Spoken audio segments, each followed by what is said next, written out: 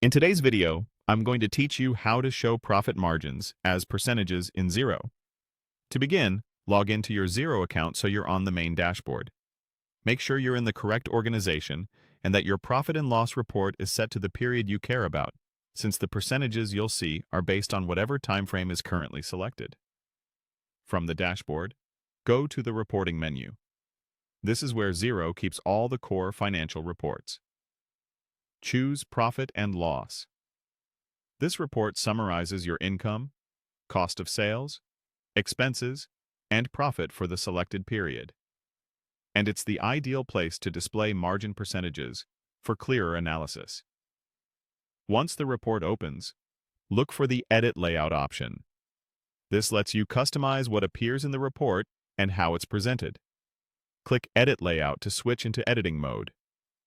Next, select a financial row or an existing formula that you want to show as a percentage. For example, if you've already set up a formula for gross profit or net profit, you can apply the percentage display to that formula. You can also select a standard line, like a revenue or expense category, if you want that row to be shown as a percent.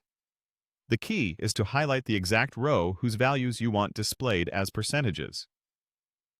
After selecting the row, focus on the Details panel on the right side of the screen. This panel shows options specific to the row you chose. Find the setting labeled Show as Percentage. This tells Xero to display the values for the selected row in percentage format rather than raw currency.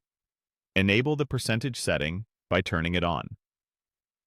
Now, review the updated values in the report preview. You should see the selected row displaying percentages, which can make your margins and proportions much easier to interpret at a glance. If you're using a formula for profit margin, this change will help you see the margin clearly as a percent, which is typically how teams communicate and compare performance across periods. If the numbers don't look right, double-check that you selected the correct row and that you're viewing the intended date range and tracking filters.